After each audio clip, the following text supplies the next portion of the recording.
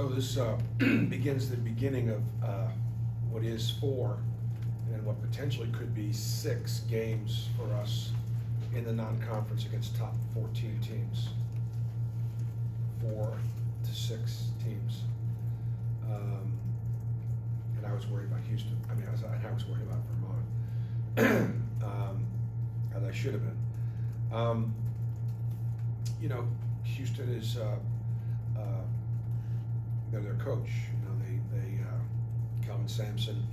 His teams played the same way for a long time. They play hard, they're physical, great rebounding team, great defensive team.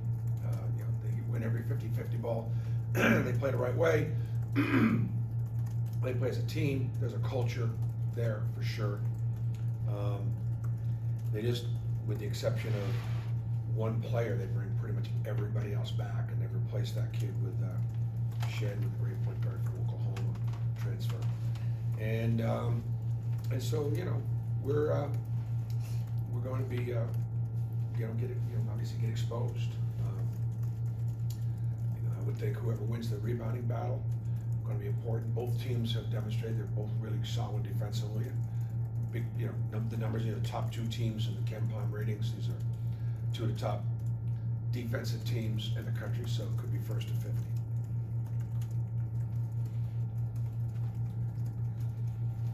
BP, I guess there was a lot to like yesterday, but what was maybe the one thing that you loved the most about their performance? Well, last night, I don't know how in the world we could have shot it any better. And then to see on, you know, 3 separate occasions, Denver Jones, Chad Baker, Miles Kelly, all have pretty hot runs where, you know, they played really well and in great rhythm and made some incredible shots. But it was also good to see, you know, Chaney Johnson have a period of some real dominant play, both inside and out. Dylan was great defensively. Janai was really good offensively, and played very unselfishly.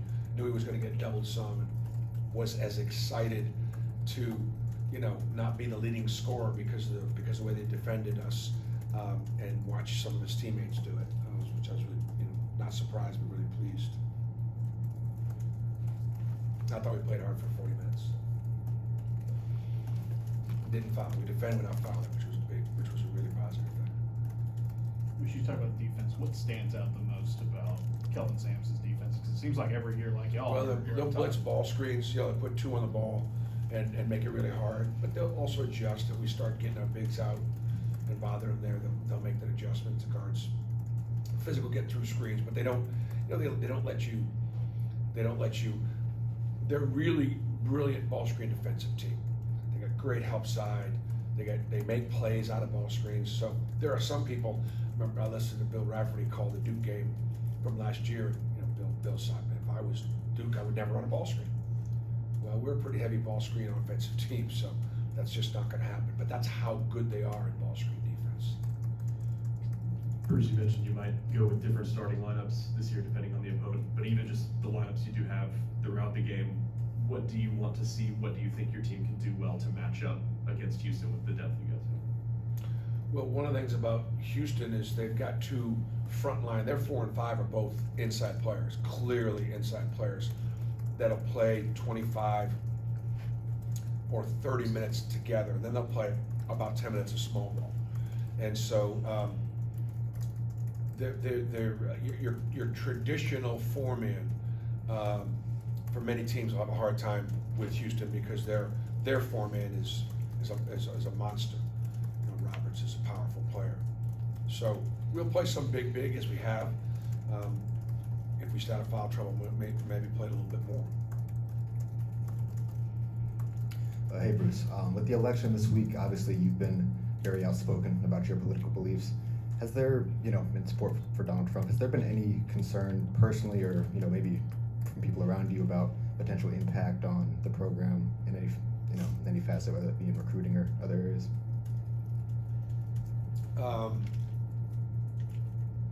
Yeah, I'm glad it's basketball season, right? And I'm sure there are people that follow me on Twitter are glad that it's basketball season. And I really take, I take more, I spend more time on issues and policy than I do politics, really. Sometimes, you know, they do get political, but it's more about policy and issue. And obviously, with Israel being at war, and the tremendous increase and rise in anti-Semitism, public display of anti-Semitism in this country, and the things that sort of led up to a couple of Holocausts that have taken place, one back in Germany and the other one on October 7th, a year and a half ago. And so Dr. King said silence is complicity. I'm not going to be silent. And as an American Jewish person that is in the public eye, I feel like it's my responsibility to try to speak the truth, know my Bible, know my history, and because we do have a problem with education in this country. And so as a teacher and a coach, I do spend most of my time just trying to provide accurate information so people can have a better understanding of the situation. Coach, you have this big non-conference schedule starting with Houston. I mean, how much is it going to help your team down the line? Was that the main motivation for having such a tough non-conference schedule? Well, I mean, I think regardless of the outcome, playing the number 1 or 2 team on the road and a team that is as physical and old as Houston, I mean, where is it going to get harder? Maybe at Duke, maybe at Alabama. You know, I mean, we'll have, and so, you know, if we're fortunate enough to make the NCAA tournament, and I'm always gonna put it like that for real. What opponent will we play at a neutral site? That's going to be more difficult than at Houston, at Duke, or at Alabama. That would just, I can't think of any. So if we can have some success, or we can, you know, even survive, that's going to be good for the development of the team. And more than anything, it's just the idea of the fact that Kelvin Sampson and Houston thought this would be a good game and a series where they were willing to come here, have us go to Houston and come back to Birmingham. And same thing with Purdue.